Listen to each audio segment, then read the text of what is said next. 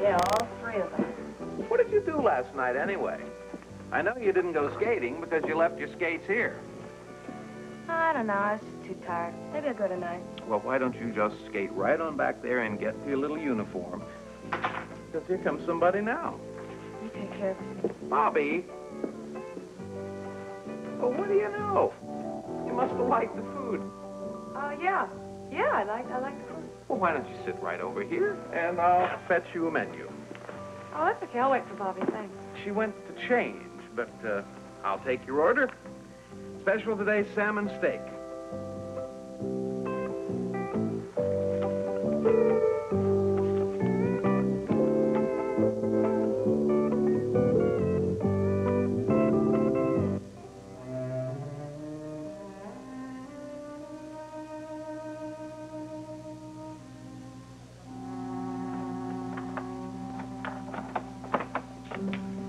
Mrs. Karr?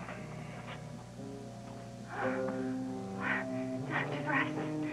Oh, I've been begging him to have you come here. Well, here I am. I can see by that tray that what they tell me is true. You're simply not eating, are you? I can't eat, Doctor. You keep me locked in here. My head in those bandages, and you keep drugging me all the time. Please, Mrs. Karr. The situation isn't any more comfortable for us than it is for you. But you made it necessary, and I cannot and will not permit you to make it worse.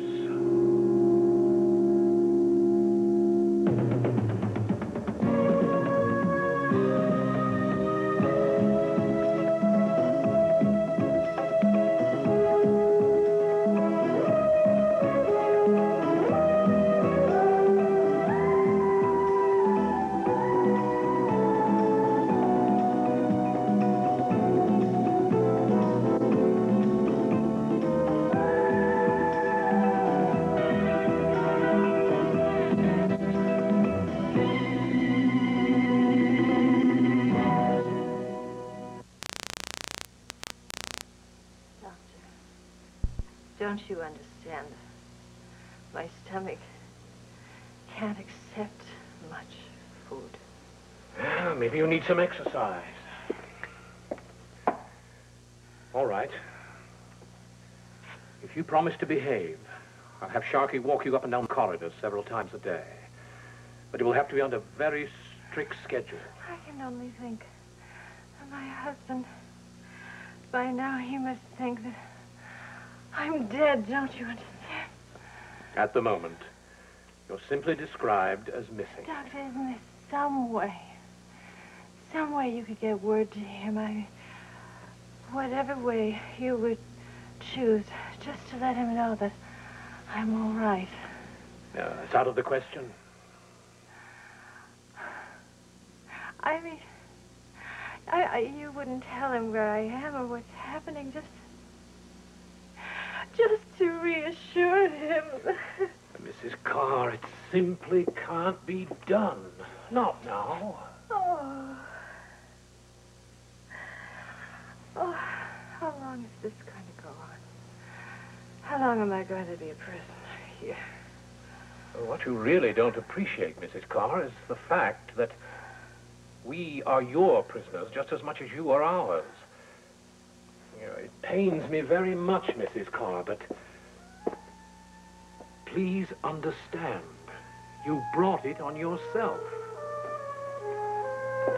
What's this all about? Why are you bothering me? Oh, but please, First you go snooping around the silver spoon, and now you go. What are you trying to do? Get me fired, Oh, huh? you're hurting me. Not as bad as I'm going to hurt you if you don't tell me let what me you go. want. They don't like nosy people around here. Lady! Dr. Bryson! What's going on? Mrs. Karr! What are you doing here? Gideon. You're Ira Gideon.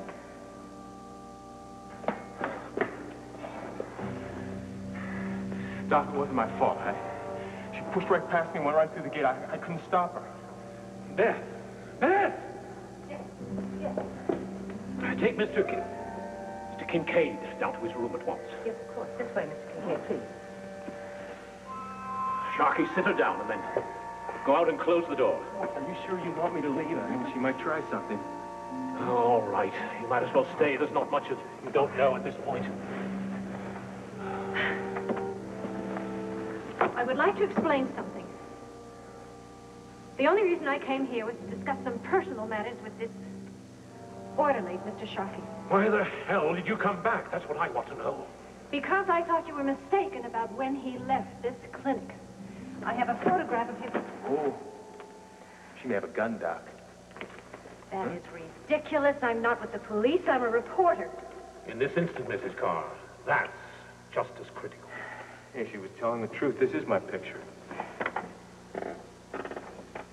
So where'd you get it? Did Bobbie give it to you?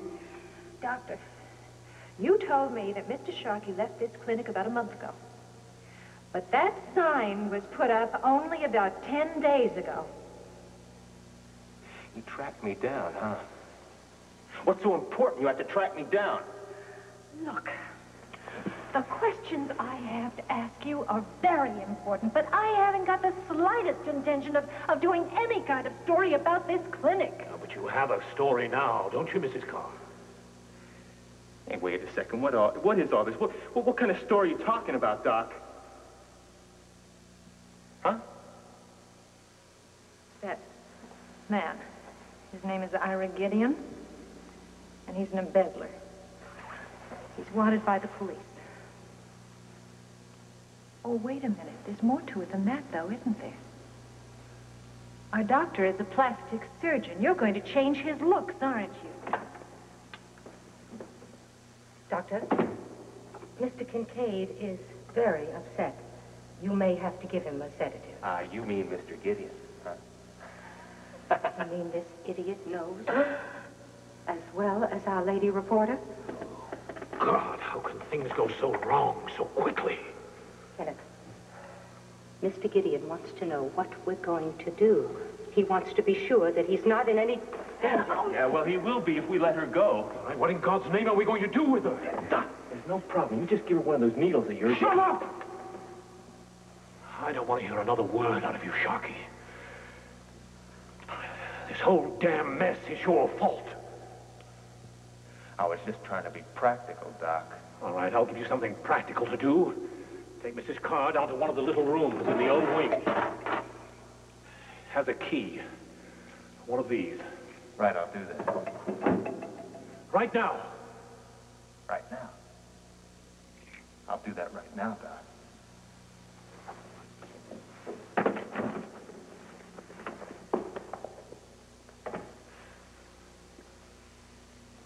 Well, Kenneth, what happens to that $1 million fee now? Oh, no. Well, we'll just have to hold her here until this surgery's completed, until Gideon's face is healed and he can leave the clinic. And what happens if they come looking for Mrs. Karr? Well, I can't think of everything. Well, we had better. Is this her bag?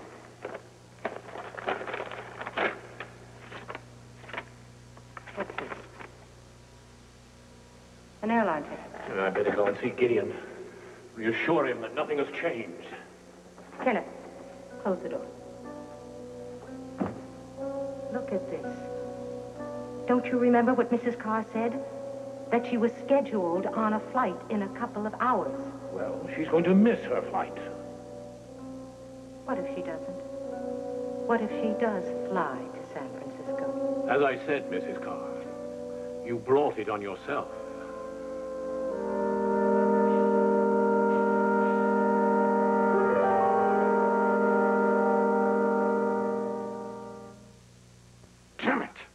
You told me all the arrangements had been made, including security. It was completely unexpected, Mr. Gideon. What I want to know is, what should I expect next?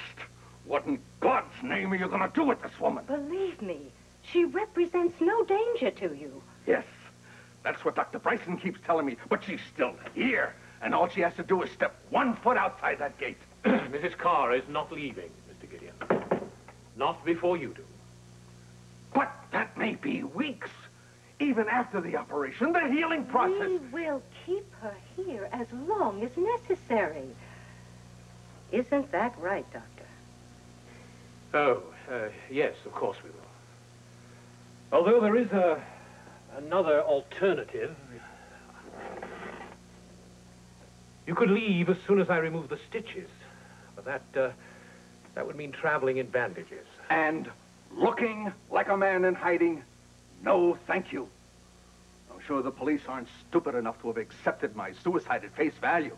I'm sure they're still on the lookout. Mrs. Karr will be taken care of. Please. Take my word for it. She is well known here. Don't you realize? The Monticello newspapers cover her disappearance every single day. Yes, but she did not disappear in Monticello. That is the important point. They're not looking for her here. Yes. That's true. Thanks to Beth. Well, it was fortunate that Mrs. Karr and I have the same hair color. Enjoy your flight. Good afternoon. Good afternoon. Mrs. Karr? Smoking or non-smoking? Non-smoking. Right. Let's see. Yes, I have a nice window seat for you. Thanks. Have a good flight. Thank you. I had a very nice flight. Although I kept myself quite busy. Would you like some coffee or tea? Coffee, regular? Nothing for me, thank you. Okay. Ma'am, would you like some coffee or tea? Oh, nothing, thank you. What a lovely bracelet. Oh, thank you. It was a Christmas gift from my husband. Oh, I wish I had a husband with taste like that. Thank you. Wasn't it nice of Mr. Karr to have given his wife such an unusual bracelet? Everybody noticed it. That's $7.50 from the middle lady, plus $1 for the toll. Here you are. Thank you. Keep the change. Thank you. Have a nice time in San Francisco. Oh, thank you.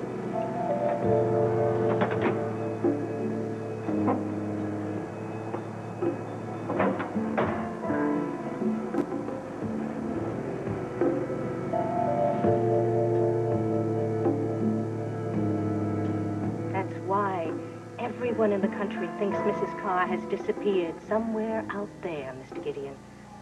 Just as you did. But I'm here. And I don't want anything to go wrong. So you get your problems straightened up right now.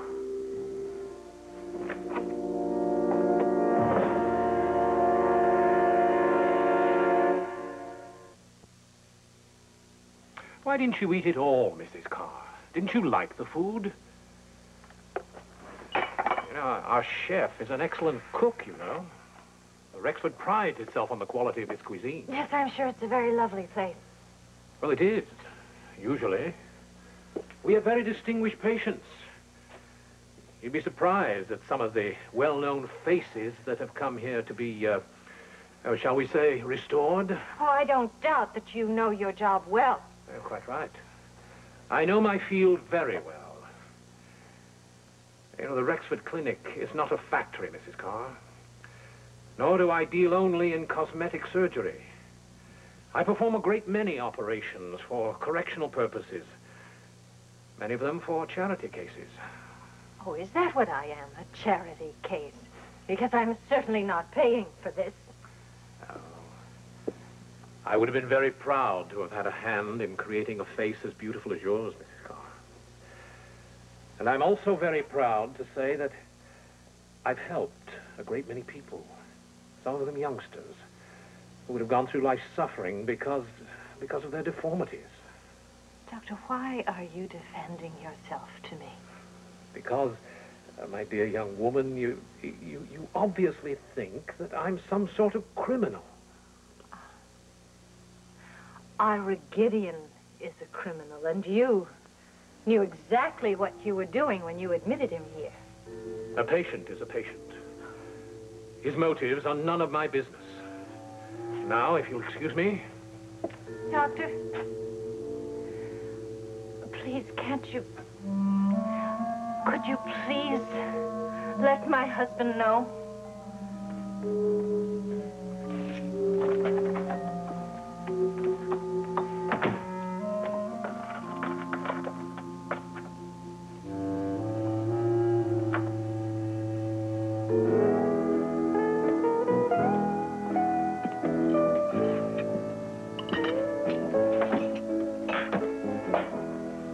Bobbie? Bobbie, can I talk to you for a minute? Can't you see I'm working? Can't you see I'm a customer? Look, I told you everything I had to say. Now, why can't you leave me alone? Look, all I want is a couple minutes. If you don't give me that, I'll just keep coming back here till you do. Your stomach, honey. And my death will be on your conscience. Okay, 2 minutes. But listen, you know, you really shouldn't bug me about Matt Sharkey. He's not worth finding. How would you know the guy? I know him well enough to know that he goes after what he wants until he gets it, and then he leaves you flat. Get my drift? Well, you obviously don't care much about the guy. What difference does it make to you if you tell me where I can find him? Because I can't, okay? Why can't you? Because he doesn't want to be found. How do you know that? Did he tell you that? Gee, one of your ancestors must have been a mule. Well, come on, you can tell me. What's he doing? Something wrong? Is he doing something illegal? He's working in one of those places that doesn't want publicity. It's one of those private hospitals with a lot of famous people, you know, and they don't want people knowing. Now, do you understand? No, not really. Look, Sharky's making a lot of money in this place, and if there's one thing Sharky loves, it's the green Well, stuff. I have absolutely no intention of making the guy lose his job. All I want to do is talk to him. Well, you still haven't told me why. Well, it's personal. I didn't think you were trying to sell him a car. Look, do you want me to pay you for the information? If that's what you want. Look, I'll tell you what I want. I want you to forget you ever heard or saw this name, okay? Can you do me that favor? I may not make as much as Sharky, but I'd like to keep this job just the same. This yours?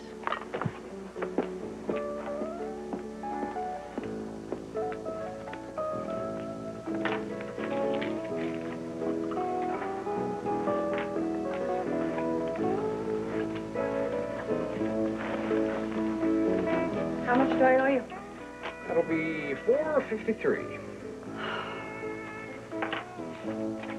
What, you got a roller skating rink in the back or something? What? Oh, no, they're Bobbie's skates. She's crazy about skating. She goes to the roller rink down the street every night. Yeah.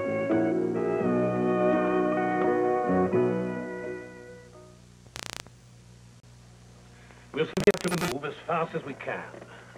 I'm going to schedule the operation for tomorrow morning. Does Featherstone know? Well, I've asked him to come in. Speed isn't the answer to this problem, Kenneth. You know it isn't. Nevertheless, the faster we can get rid of Gideon, the better. The faster he pays his fee, the better. Come in. You wanted to see me? Oh, come in on. Yes, I was just telling Beth that I'm going to operate on Mr. Kincaid tomorrow morning. Huh? What? I'm going to operate on Mr. Kincaid tomorrow morning.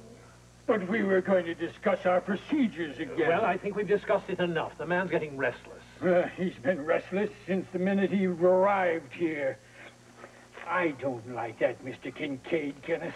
There's something wrong with him, something wrong about his He motivation. is a business executive, Dr. Featherstone, and wants to look younger. That's not uncommon. Well, you still plan on performing the skin graft? Well, I was trying to determine how we could do without it in order to speed up the healing process, but...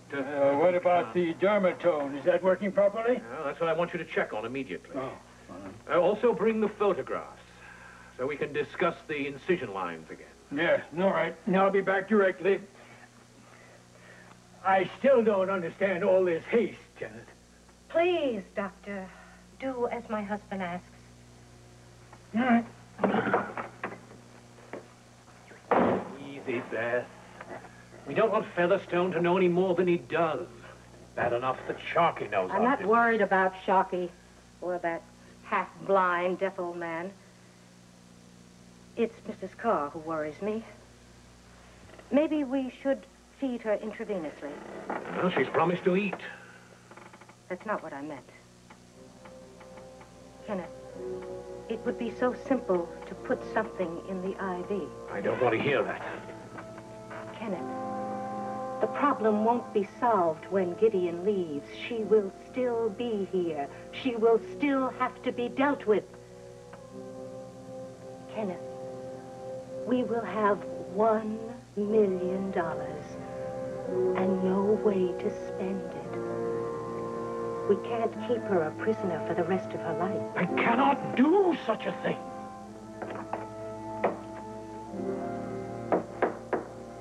Doc Featherstone tells me you want the OR cleaned up. Yes, that's correct. You and Wally take care of it. And be sure and do a thorough job. I always do a thorough job, Doc.